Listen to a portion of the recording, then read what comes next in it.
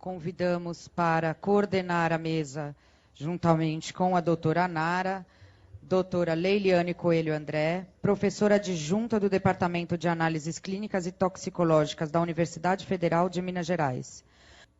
Chamamos à mesa a próxima palestrante, doutora Sônia Corina Hess. Ontem eu estava num barzinho aqui em São Paulo, olhando assim, as pessoas andando na rua, né? E eu pensei uma coisa, não sei se vocês viram um filme sobre aquele acidente nuclear lá de Chernobyl. Aquele acidente nuclear de Chernobyl foi interessante porque a radiação vazou, houve um maior desastre lá, mas as cidades próximas, as pessoas não foram avisadas do desastre. Passou muito tempo até as pessoas saberem.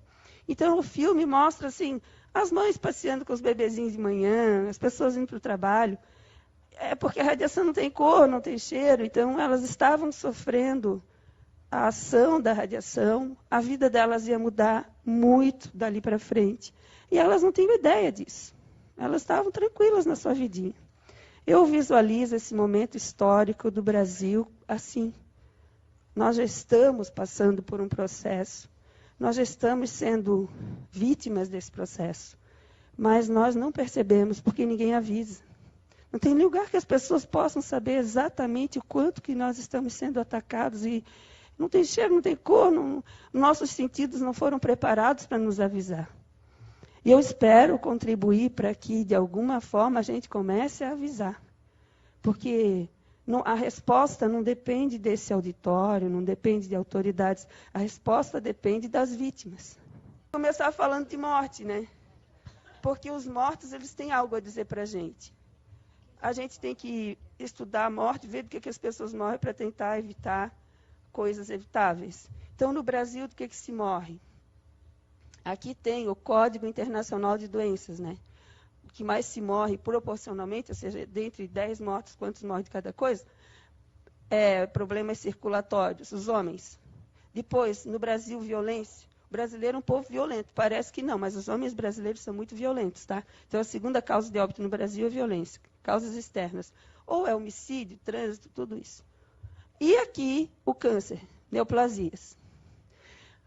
E no estado de São Paulo, parece que os homens são menos violentos, né? Porque a causa principal é problemas circulatórios, a segunda já é o câncer. E a violência ficou abaixo já. Vejam que no estado de São Paulo, 17% mais ou menos tem se mantido essa taxa de mortalidade por neoplasias ao longo do tempo, entre os homens. Então, a neoplasia no Brasil é a terceira causa de óbito dos homens, e em São Paulo é a segunda causa de óbito. O interessante, gente, olha só, esse aqui, o número 1, são doenças infecciosas. Doenças infecciosas matam menos de 5% dos que têm registro. Mas tem uma vigilância fantástica para doenças infecciosas. Aparece um caso de meningite, pá, já vem uma equipe inteira para saber onde é que está isso. Aparece um caso de cólera, nossa, vai para a mídia. Menos de 5%. E esse monte de gente morrendo aqui, ó, cadê? Tudo escondido. Mas é fácil saber por quê. Histórico. É muito difícil fazer estudo de causas do câncer, porque é ambiental. Vocês me ouçam, mesmo que vocês saiam daqui sem não prestar atenção em mais nada. O câncer é uma epidemia ambiental. As pessoas morrem de câncer porque nós estamos sendo maciçamente envenenados. Não acreditem no resto. Para fundo genético, tudo bem, tem gente que já nasce com essa propensão, mas tem documento do governo americano dizendo isso. O câncer é uma doença ambiental, é fruto do envenenamento. Por favor, se não servir para mais nada essa minha fala, lembrem disso. Câncer é fruto do envenenamento. Ponto. Ainda bem para nós, né? E aqui as taxas de mortalidade por neoplasias por 100 mil habitantes. Rio Grande do Sul, campeoníssimo. São Paulo está aqui em 4º lugar. E no sexo masculino e no sexo feminino, São Paulo em 3º lugar, as taxas de mortalidade por neoplasias. Eu não sei se vocês viram uma entrevista do pessoal lá de Ijuí, no Rio Grande do Sul, dizendo que, meu Deus do céu, é muita gente morrendo de câncer naquela região. Rio Grande do Sul, realmente, a gente tem lugares lá que vocês vejam aqui a média nacional, né? Como tem lugares acima da média nacional. Tem micro-regiões no Rio Grande do Sul muito acima da média. Aqui vocês vão ver dados também. Que é isso? Esse povo levou uma maldição, é coisa. Fizeram algum botaram uma maldição nesses lugares? Tem uma maldição, sim. Uma maldição que chama veneno. Coitada dessa gente. Nós todos, né? Pior do que o 7-1 é ser lixeira. O Brasil é lixeira. Tudo que os outros proíbem, mandam para cá. Porque a gente não proíbe. Demora muito para proibir. Quando proíbe? Então, anotaram aí? Anotaram? Nós somos hoje a maior lixeira química do mundo. O que os outros não querem, mandam para nós. Chinesada lá, esperta pra caramba. Proibiu lá, vão mandar para aquele paizinho muito querido que tem lá na América do Sul, compra tudo. Bota no navio, manda para lá que eles compram. Então, aqui as quantidades, São Paulo, Estado. Eu peguei esse dado do IBAMA, né? Aí vocês vão dizer, professora, mas será que o IBAMA dá para confiar nesse banco de dados deles? O que eu digo assim, se dá para confiar ou não, é dado oficial, é o que eu tenho. Então, eu peguei esse. Pelos dados do IBAMA, São Paulo é o estado que mais comercializa agrotóxicos. Aí eu peguei os dados do IBAMA de quantidade e dividi pela área plantada, culturas permanentes e culturas temporárias. Está aqui, ó, São Paulo, campeoníssimo. Mais de 10 quilos por hectare. Viu? Por que isso tem que acontecer aqui? Por que esse auditório tem que estar cheio?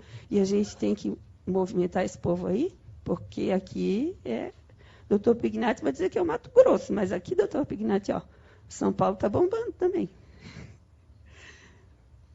Aí, quando a gente fala genericamente, a gente não vê direito. Né? Vamos ver direito. Quem que é? Quem? Quais são os princípios ativos? O campeoníssimo, glifosato. 821 mil toneladas em 5 anos. E isso dado oficial. Eu imagino que o dado real não seja bem maior, né? 2,4-D, 148 mil e poucas toneladas. E assim vai, os mais do Brasil. Eu quero que vocês prestem atenção nesse sujeito aqui, o paraquat. Que esse paraquat, cara, olha, ele está me atravessado. Eu espero que quando acabar essa apresentação, vocês também fiquem muito enfurecidos com esse paraquat. Não devia nem existir. E aqui o estado de São Paulo. Glifosato campeão, 2,4-D, etc, etc. E aqui no finalzinho, o 15º de cloreto de paraquat. Vou falar dos mais, tá? Os mais. O glifosato nasceu junto com a soja transgênica. Aliás, os dois nasceram juntos. Os casamentos, hoje em dia, eles terminam, geralmente, né? O glifosato e o transgênico não tem divórcio possível, porque o transgênico foi feito para suportar o glifosato. O glifosato existe para atender a demanda do transgênico. Passa veneno, morre todo mundo, menos o transgênico. Ótimo, fantástico. A indústria convenceu todo mundo que aquele veneno não era venenoso. É água, gente, pode aplicar em tudo que é lugar, não tem perigo nenhum, é seguro, não causa problema nenhum. Só que quem faz os testes é a indústria, vocês sabem, né? Quando vai aprovar um agrotóxico, quem faz os testes é a indústria. E a indústria garante pé junto que fazendo teste 3 meses com o bicho, tá bom. Se em 3 meses não aparecer efeito, tá bom. Teve um pessoal lá da França, né? Que disse assim, não, coitado do bicho, vamos deixar ele viver mais tempo, vamos fazer o teste. Com os bichos não vão matar depois de 3 meses, vamos ver ele ao longo da vida. Aí eles testaram um grupo de ratos, tomando água sem veneno e comendo comida não transgênica. Outro comendo milho transgênico. Esse pobrezinho aqui, milho transgênico mais água com Roundup, que é o veneno com glifosato. E esse aqui, água com Roundup. O que chama atenção, gente, olha esse dado, eu até copiei isso aqui do artigo, porque isso aqui é 0,1 ppb. Essa concentração foi suficiente para fazer o rato ficar desse jeito. Depois de 4 meses, começou a aparecer tudo que era problema. Malformação, desregulação endócrina, problema no rim, problema no fígado, etc, etc. 4 meses depois, ficou evidenciado. Aí eles deixaram os ratos até eles morrerem, né, tadinhos? Olha o jeito que esses ratos ficaram. Todos desenvolveram tumores, tanto sexo masculino quanto sexo feminino, e alterações metabólicas muito intensas. O que me deixa bem aflita é 0,1 ppb. 0,1 ppb é 0,1 microgramas por litro. Gente, isso é muito pouco. É muito pouco, uma concentração muito baixa. Aqui, eu e o professor Rubens Nodari, lá da UFES, que resolvemos fazer um levantamento bibliográfico sobre o que tinha na literatura tratando dos efeitos do glifosato. Olha o tanto de artigo que tem falando. Desordens gastrointestinais. Vocês estão vendo que não está aparecendo alimento para gente que tem alergia a trigo, alergia a leite, alergia a tal coisa? Sabe por quê? Porque todo mundo está sendo envenenado, as enzimas que fariam essa digestão, elas estão sendo inativadas, e aí está um monte de gente tendo problema para digerir. Isso aqui, os artigos científicos falam tudo isso, gente. Olha aqui, ó, obesidade, diabetes, doença cardíaca, depressão, autismo, infertilidade, câncer, mal de Alzheimer, mal de Parkinson, intolerância ao glúten. Estão vendo? E a água aí? Eu vou ser sincera para vocês. Tem o para, tem tudo, mas eu, sinceramente, não me preocupo muito com o alimento, sério. Ah, vocês vão dizer, professora, como que não? A senhora deve comer bastante, é gordinha? É verdade, eu sou gordinha, como bastante. Mas tem magrinho que come pouco. Mas uma coisa que nós temos em comum, nós temos que beber bastante água, né? Se é magrinho ou gordinho. A água é o foco. Eu penso, se a gente for mexer com água, a gente está mexendo no lugar certo. Na legislação brasileira, gente, o limite para que a água seja considerada potável é 500 microgramas por litro de glifosato, mais do metabólito dele. Só para lembrar para vocês que o rato, coitado, os ratos lá, eles adoeceram com 0,1. E a nossa portaria de controle de qualidade da água fala em 500. E o detalhe é o seguinte, se analisar, a cada 6 meses as companhias de abastecimento têm que analisar a água, se der menos de 500, eles nem dizem quanto deu. Ou seja, entre 500 e 0,1, se aparecer, a gente nunca vai saber quanto que foi. Eu queria só falar uma coisa, né? O pessoal da Secretaria de Saúde já falou e já aparece nos jornais que está havendo uma judicialização da saúde. Um paciente com câncer vê no jornal, o médico mesmo conta, lá nos Estados Unidos apareceu um super medicamento para esse tipo de câncer. Custa tantos mil por mês. Entra na justiça que o governo é obrigado a pagar.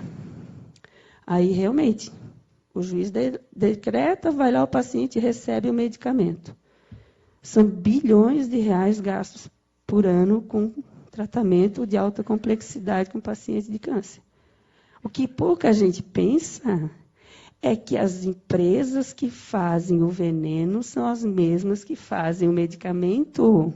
Vocês sabiam disso? A indústria é a mesma. Cara, é um negócio fantástico, porque eles envenenam as pessoas adoecem.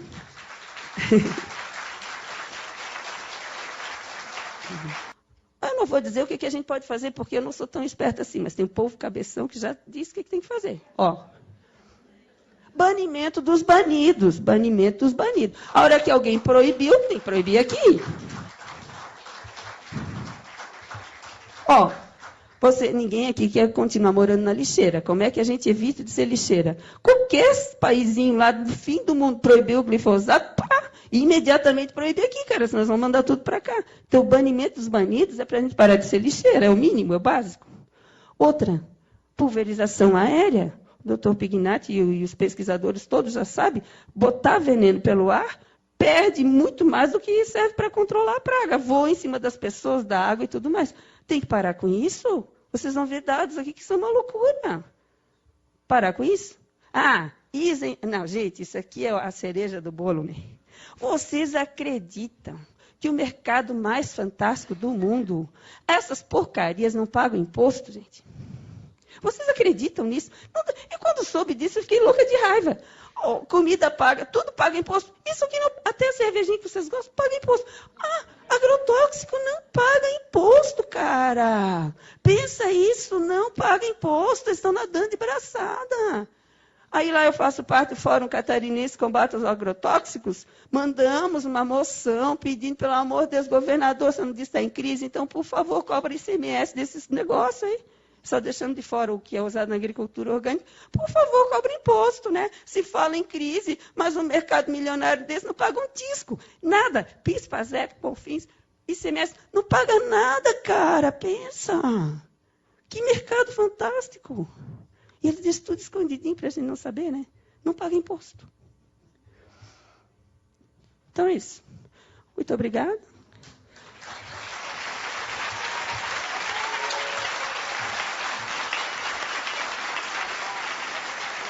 Chamaremos agora Dr. Jefferson Benedito Pires de Freitas. Então, vou repetir. A minha área é mais saúde do trabalhador e pneumologia.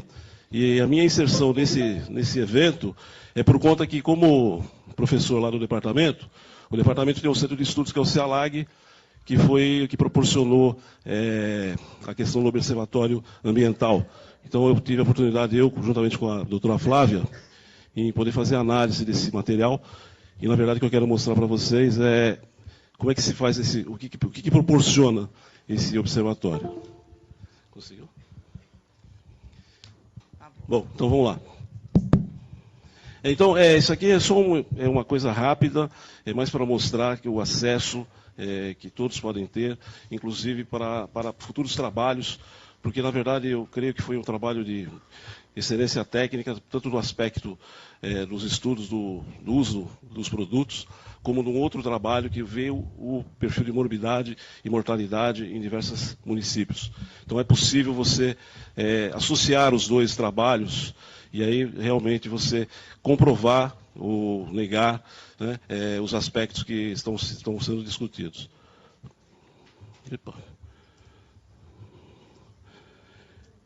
Então, o objetivo do projeto foi estruturar um observatório de vigilância em saúde ambiental, tá?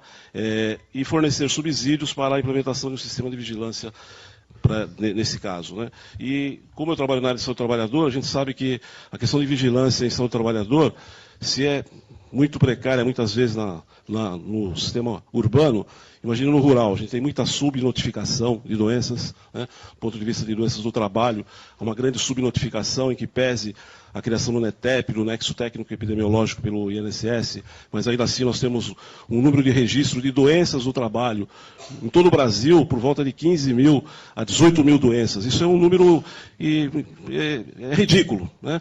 Porque se nós temos aí um perfil de 10 mil médicos do trabalho no país, dá a entender que cada médico faz um diagnóstico por ano. Então, na verdade, isso mostra uma subnotificação, que não há notificação de doenças. E se não há na indústria, se não há em serviços, se não há nos grandes centros urbanos, e que você ainda tem sindicatos muitas vezes mais efetivos, imagine o trabalhador rural. Então nós não sabemos, por exemplo, o perfil de morbidade de trabalhadores rurais, de trabalhadores que utilizam agrotóxicos, né?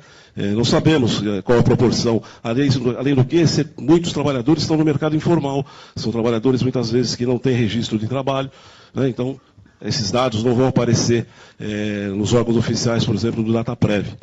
Então, acho que é uma batalha que ainda não foi vencida. Temos que, se a gente tem a questão do consumidor, e eu acho que aqui tem muita gente que, com uma grande preocupação é com quem consome os alimentos, frutas e verduras, também há preocupação com quem aplica esse produto, né? Em que condições ele aplica esses produtos.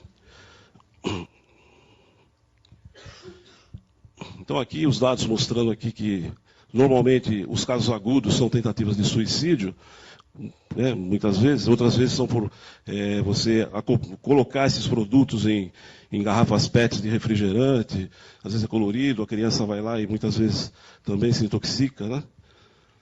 A questão de óbitos, a maior parte foi por suicídio. Então, eu vou acessar aqui o observatório para vocês. Então, aqui é o observatório, vocês estão vendo aqui o link. Vou entrar aqui em agrotóxico, vocês estão vendo que abre uma janela, usos e consumos, né? Glossário, metodologia, uso e cultura, ingredientes ativos, principais culturas, agrotóxicos utilizados em programas de saúde, comercialização de agrotóxicos. E do lado tem um outro aspecto que é morbimortalidade, metodologia, autorizações de internações hospitalares aqui por municípios. Deixa eu voltar aqui. Quando me apresentaram isso em novembro do ano passado, eu estava numa mesa, eu olhei para trás e fiquei com torcicolo. Eu estou olhando para o mapa até hoje. Então é coisa absolutamente rápida. Esse mapa ele é muito interessante, porque, por exemplo, na questão do câncer de fígado, aí você escolhe o ano. No relatório, de 2000 a 2012, aí a gente vai escolher o quantil com 5 faixas, vamos escolher uma corzinha escura na cor inicial e uma cor clara na cor inicial, né? e uma cor escura na cor final. Isso daqui, eu estou falando de taxa de prevalência média, ou seja, tem uma margem histórica de 13 anos de pesquisa. Ou seja, as variações, eu não sou estatístico, mas as variações ficam diminutas. A professora Clarice Umbelino, que participou ativamente, e o professor Jefferson acolheu esse portal, porque esse portal iria, talvez, ia ficar perdido na net, né, no mundo cibernético, acolheu e deu todo o apoio logístico para a implementação dele. E a gente executa, está carregando, e a gente vai ver essa taxa de prevalência média por fígado. Isso dá para ver por todos os diversos tipos de neoplasias, inclusive de taxa de malformações. Vamos ver aqui se aparece, e é isso. Então a gente vai ver que no Vale a taxa vermelha é a mais alta. Então você vai ver que você tem pontos no Vale do Paraíba, você tem pontos no Vale do Ribeira, nem tanto, mas você tem, claro, tem pontos na Grande São Paulo, na região metropolitana, mas você tem pontos jogados no interior de São Paulo. Isso, por exemplo, no câncer do fígado. Mas se você pegar, por exemplo, o câncer de pulmão, você vai ver que a taxa de prevalência média, às vezes, em algumas cidades de Ribeirão Preto, e aqui eu saio do mapa, e vou para câncer, o tempo, temos que ver a questão de tempo, mas, por exemplo, onde tem as tabelas no Excel, e se você pegar, por exemplo, câncer de próstata, 2000 a 2012, que é uma média, que é a taxa de prevalência média no período, e se nós pegarmos aqui, eu vou habilitar a edição, isso daqui vocês têm que, foi o que eles fizeram, jogaram os números para a gente poder pesquisar. E falar, é o buraco de ozônio, essa incidência por conta do buraco de ozônio, é porque tem mais coisa aí. E se a gente jogar aqui, não na frequência, mas na taxa de incidência média total, que é essa incidência que tem aqui, não, aqui não está o total, mas está numa outra tabela. Mas, por exemplo, tem outras tabelas. Mas se você pegar, por exemplo, aqui de incidência e jogar isso daqui, e depois classificar, você vai ter, eu tenho esses relatórios, esses dados, você vai ver situações de cidades, por exemplo, de câncer de próstata, que tem 20, 30, não, 200% acima da taxa de prevalência média do Estado. E isso é que salta aos olhos. Então é isso, só essa observação, o negócio do mapa, vocês têm que entrar em todos os mapas, hein? Aí entra ano por ano, mapa por mapa. Obrigado, professor. Os dados estão e o que precisa é estudar esses dados para poder comprovar aquilo que a gente, empiricamente, a gente até já sabe, mas se a gente conseguir provar é muito mais fácil. Obrigado.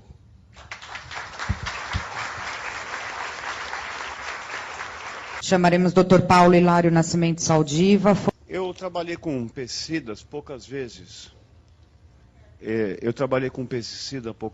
Eu faço parte de um painel do IARC, que estuda câncer e fatores ambientais.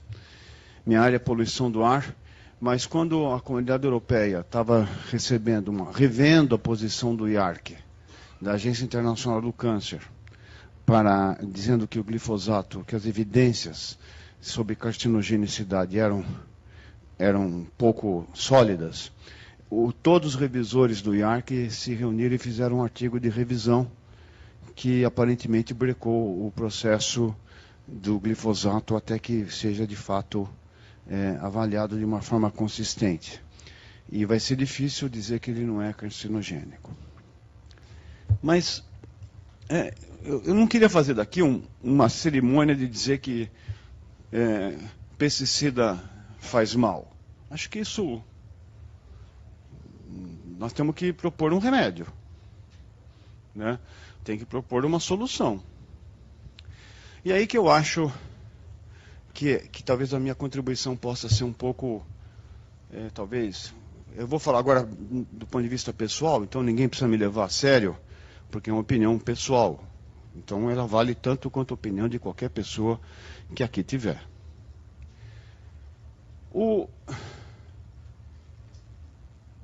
Eu vi uma conferência do indivíduo chamado Till Honenberg, um professor da universidade, era um cronobiologista da Universidade de Hamburgo, e ele propõe uma coisa muito interessante, né? Todo mundo aqui fica todo mundo aqui fica angustiado por ver essa situação, de ver o risco, a gente não sabe a dimensão do risco exata, né?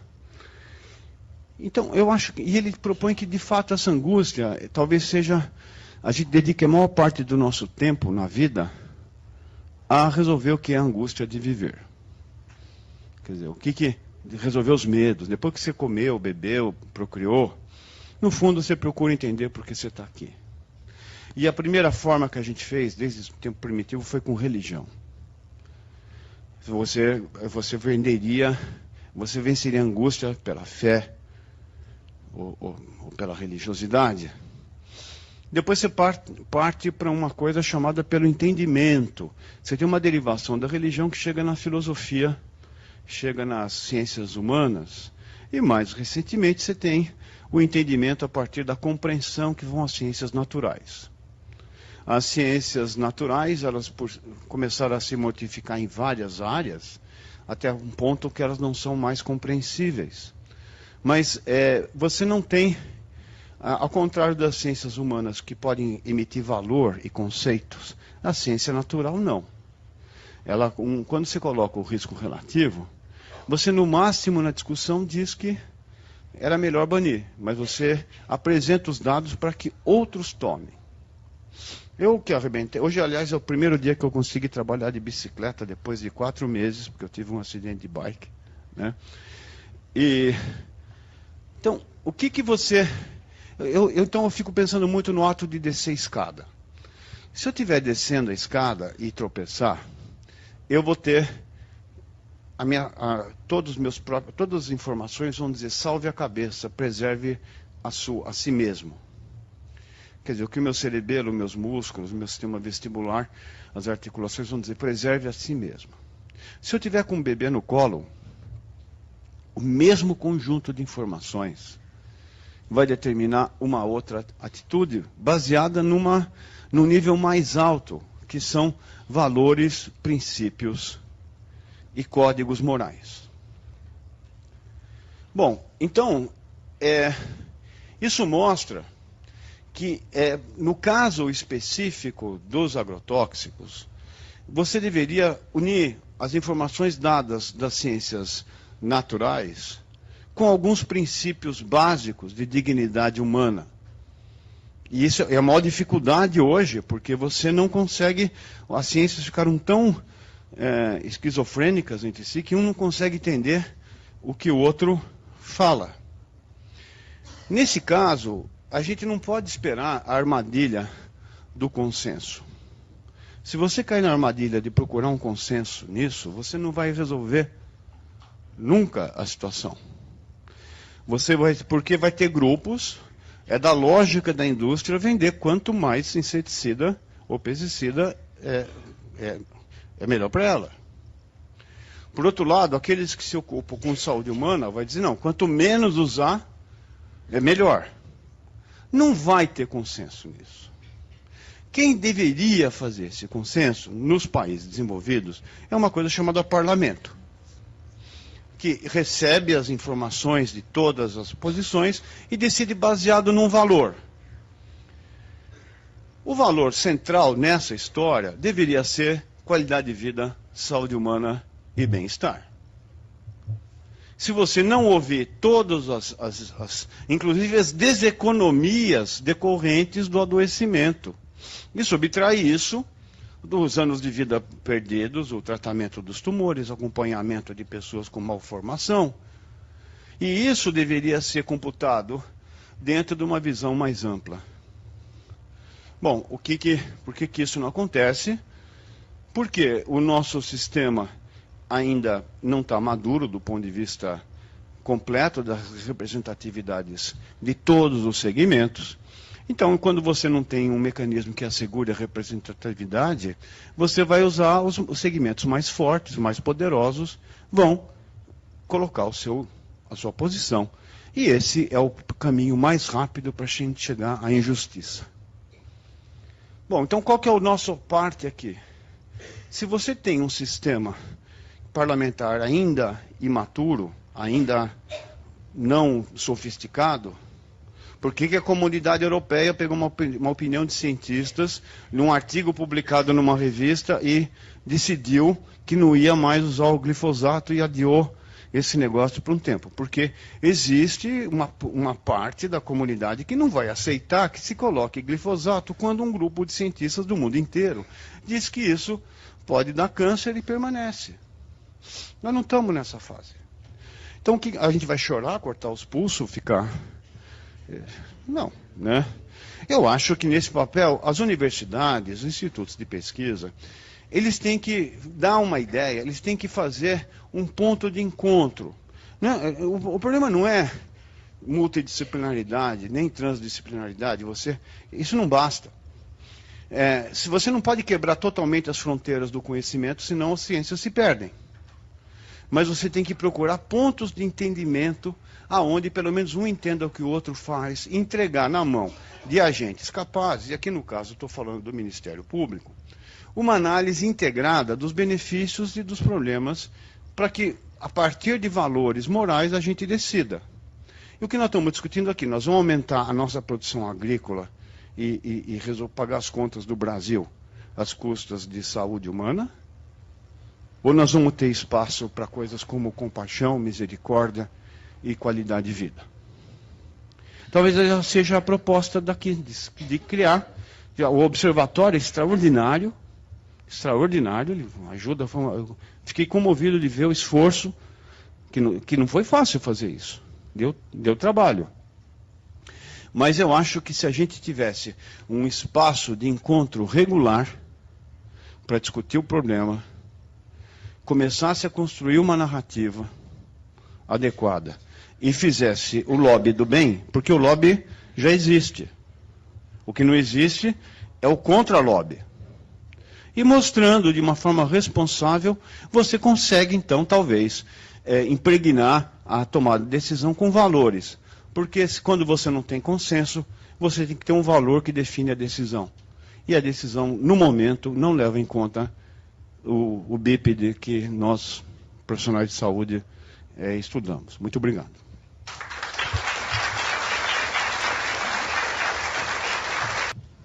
Chamaremos a doutora Evangelina Vormitag. Bom dia, é um imenso prazer estar aqui. Eu gostaria de agradecer o convite ao doutor Marcelo e à doutora Thelma. E, na verdade, a minha experiência, eu tenho mais experiência com os efeitos da urbanização em saúde. Trabalho com advocacy, políticas públicas, trabalho muito com ar, que é um dos projetos que nós escolhemos como professor Saldiva. Mas eu vou trazer um pouco da minha experiência em relação a como atuar nas questões ambientais, em termos de se alcançar, tentar alcançar um resultado, trazer um diálogo entre todos esses atores, representantes do tema, e como conseguir chegar lá no governo, em legislação, para conseguir algo. Aqui é a nossa causa, e assim, o ar, como a Sônia disse, o agrotóxico ele é invisível. A gente não sabe se a gente está comendo ou não o agrotóxico no alimento, a gente não sabe se está respirando, a gente não sabe se a água tem agrotóxico. É a mesma coisa o ar. Mas nós sabemos o mal que é feito, né? E a gente não pode aceitar, por exemplo, que as pessoas morram por respirar. Mas a gente pode buscar juntos uma solução para isso. E ainda mais nos dias de hoje, porque nos dias de hoje existem uma série de questões em sustentabilidade, em comércio, que exigem e vão exigir cada vez mais que esses produtores, aqueles que vão vender o alimento, garantam que não tenha o uso, por exemplo, do agrotóxico. Isso a gente já está vendo com carro, com veículo, em questão de exportação, etc. Então, nós estamos num caminho. Eu acho que existe a oportunidade é atual e temos que fazer esse trabalho juntos.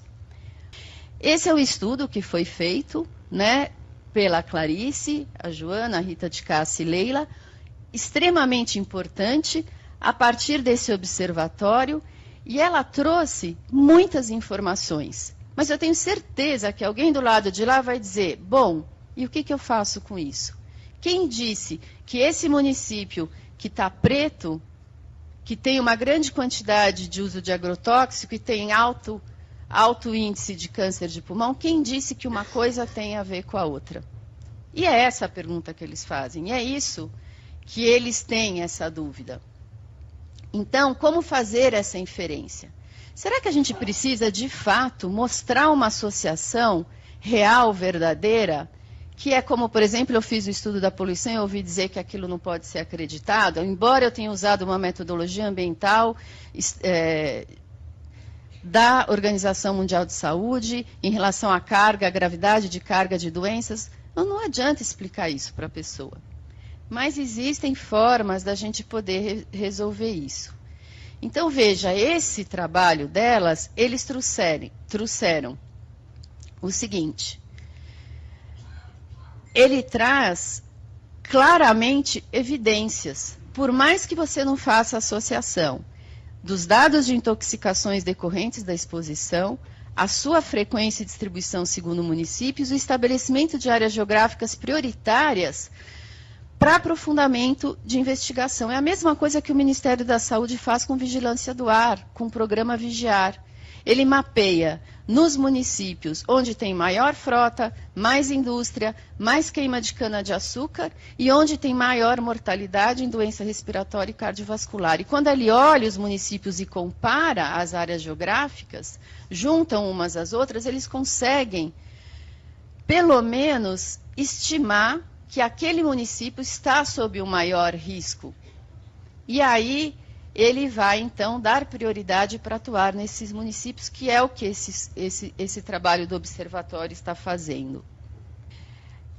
Eles vão abrir um outro edital, esse edital foi de 2014, nós fomos contemplados, e eu me coloco à disposição de vocês para trazer a questão do agrotóxico, para essa metodologia, se houver um edital, e formar um grupo em que a gente possa trabalhar de uma forma que promova o diálogo e que mostre, de fato, a saúde, trazendo a sua experiência e a sua opinião, o que acontece em outros países. Nos Estados Unidos, por exemplo, o ZEPA, né, ele ouve muito a área de saúde naquilo que ele implementa. E eu acho que o que está faltando no Brasil fazer é levantar essa bandeira da saúde. Muito obrigada.